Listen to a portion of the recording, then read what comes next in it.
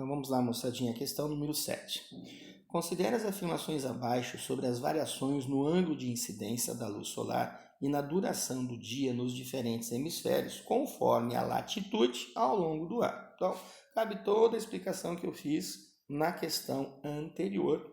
Então, o que a moçada precisa lembrar? A ocorrência das estações do ano só é possível porque nós temos a inclinação do eixo da Terra durante o movimento de translação dela, a sua obliquidade, no ângulo lá de 23 graus, 27 minutos, tá? Lembre, nós temos datas de referências. Nós temos a data de 21 de junho, nós temos a data de 21 de dezembro, de 21 de março e de 23 de setembro. Não esqueça, essas datas são referências, tá? Porque na realidade elas indicam o quê? Elas indicam posições ocupadas pela Terra durante o seu movimento de translação. As datas de 21 de junho e de 21 de dezembro são datas de solstícios, ou seja, desigualdade de iluminação. 21 de março e 23 de setembro são datas de equinócios, ou seja, igualdade de iluminação. O que você precisa lembrar? 21 de junho, o que nós temos? O Sol perpendicular ao Trópico de Câncer. Então, o hemisfério norte está sendo mais iluminado e aquecido do que o hemisfério sul. 21 de dezembro, você tem o Sol perpendicular ao Trópico de Capricórnio. Ou seja, o hemisfério sul está sendo mais aquecido e mais iluminado do que o hemisfério norte. Nos dias 21 de março e 23 de setembro, que são posições de equinócios, o Sol está inclinado na altura do Equador. Então, não esqueça disso. Então, vamos lá para as afirmações. A primeira afirmação diz o seguinte: o solstício de verão no hemisfério sul corresponde ao dia mais longo do ano, devido à maior duração da exposição solar. Então, vamos lá. Solstício de verão no hemisfério sul, isso vai ocorrer em 21 de dezembro, lembra? Quando o Sol está perpendicular ao Trópico de Capricórnio. Então, realmente, é verão aqui para nós, mas vai ser inverno lá para o norte. Então, se é verão, lembra que nós temos a diferença de luminosidade, né? Durante o verão, os dias são mais longos do que as noites. Então, até aqui a informação ok. Nessa data, a insolação durante 24 horas nas latitudes ao sul do Círculo Polar Ártico. Então, correto? Ao sul do Círculo Polar Ártico, tá? Nós vamos ter a partir daí, né, a ocorrência, a incidência, portanto, de uma radiação solar mais intensa, o que justifica, né, o que nós falamos agora há pouco, a desigualdade da iluminação, o hemisfério sul mais aquecido e aí, portanto, uma duração maior do dia e da noite. Então, essa informação está correta. Estando ela correta, eu já consigo eliminar duas alternativas lá. A número 2 diz o seguinte: a duração do inverno em Porto Alegre se altera a cada ano, pois o ângulo solar é diferente no solstício de inverno no hemisfério sul e no solstício de inverno no hemisfério norte. Então, peraí. O ângulo solar é aquele ângulo de 23 graus e 27 minutos. Você sabe que esse ângulo não muda, não muda, esse ângulo ele não altera em momento algum. Esse ângulo se mantém. E é por esse motivo que nós temos o mecanismo das estações do ano. Tá? A ocorrência alternadamente, como nós entendemos, né? Solstício, equinócio, ou seja, né? Verão, outono, inverno, primavera. Verão, outono, inverno e primavera. E assim segue, tá? Então, informação errada. Ela errada, você já viu, matamos a questão, né? Vai sobrar só a alternativa A lá, mas vamos lá, a número 3.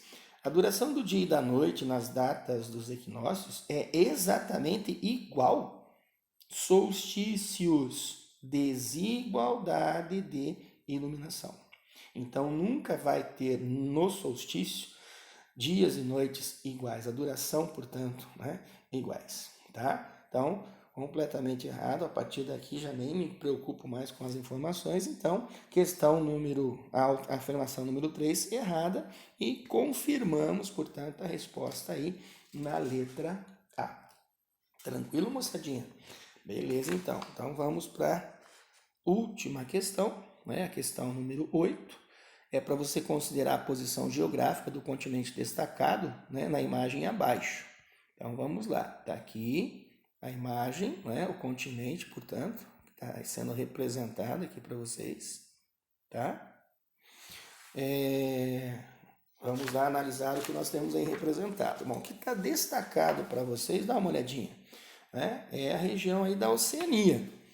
Ali você está vendo a Austrália, você tem aí a Nova Zelândia, você tem a Papua Nova Guiné, você tem vários agrupamentos de ilhas, né? A Polinésia, a Melanésia, a Micronésia, né? E várias outras nações aí, tá? Então veja bem, a pergunta fala sobre o seguinte: as zonas costeiras do continente em destaque na cor escura são afetadas diretamente pela condição natural denominada. Então perceba, a Oceania ela é formada por grandes agrupamentos de ilhas. Claro que a Austrália já tem uma dimensão continental, mas entenda, olha bem a estrutura e a porção de águas que está cercando toda essa área aí representada. Então vamos lembrar de que fator? Vamos lembrar do fator continentalidade e maritimidade. Então vamos lembrar desse fator aí, tá? Continentalidade e maritimidade.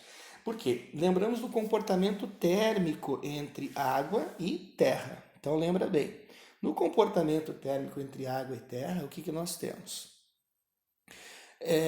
A água, ela demora mais para ganhar calor e demora mais para perder calor. Lembra disso? Demora mais para ganhar, tá? E demora mais para perder. Então a água tem uma influência muito grande na condição térmica nas áreas continentais, tá? Quando se considera a continentalidade e a maritimidade, o que nós precisamos lembrar? Nós precisamos lembrar da amplitude térmica. Nós temos média térmica, que é uma média de temperatura dentro de um período, e nós temos a amplitude térmica, que é a diferença entre a máxima e a mínima. Quando envolve o fator continentalidade, são as áreas interioranas. Então, pela continentalidade, a amplitude térmica ela é maior. Então, nós temos uma grande diferença entre a máxima e a mínima. Tranquilos? Quando envolve maritimidade, tá? A maritimidade, a amplitude térmica ela é menor. Então, você tem uma diferença menor entre a máxima e a mínima dentro desse contexto, tá? Então, no que se refere às condições climáticas, a posição geográfica ela favorece bastante a influência da maritimidade sobre esses países que nós estamos vendo aí, tá? Um dos grandes efeitos da maritimidade, como eu acabei de falar, é a diminuição da amplitude térmica na zona costeira. Tá? No caso da Austrália, né, porque tem um território bem maior, como você observa aí, a continentalidade ela vai se fazer presente no interior do país. Tanto que no interior do país você tem, né, um clima bem mais desértico. Existem lá os grandes desertos australianos. Mas em questão, a área que você tem exposta, ela vai ser influenciada principalmente, tá, pela maritimidade. Isso em função da própria posição geográfica, onde você aí observa, não é, a influência das águas oceânicas, tá? Então, um fator aqui que realmente vai definir as características climáticas dessa área é a maritimidade, tá? E lembrando de novo, sobre a maritimidade, né, nós temos uma amplitude térmica bem menor. Tranquilos? Bom, moçadinha, então, resposta para essa nossa questão aqui, sem dúvida, então, a alternativa da letra C. Bom, moçadinha, espero que a resolução e a devolutiva dessas atividades, né, elas tenham esclarecido mais coisas aí para a moçada dentro dessa situação envolvendo o comportamento da atmosfera, tanto para clima como para tempo, tá? Sempre lembrando, né, o clima envolve o conjunto dos elementos, né, dos fenômenos que caracterizam o estado médio da atmosfera. E o tempo reúne os mesmos elementos, os mesmos fenômenos, mas que reúne o estado momentâneo da atmosfera. Tranquilo então, moçadinha? Espero que tenha esclarecido bem aí para vocês. Qualquer dúvida, como eu disse, podem me chamar aí, beleza? Tranquilão? Até mais para a moçada.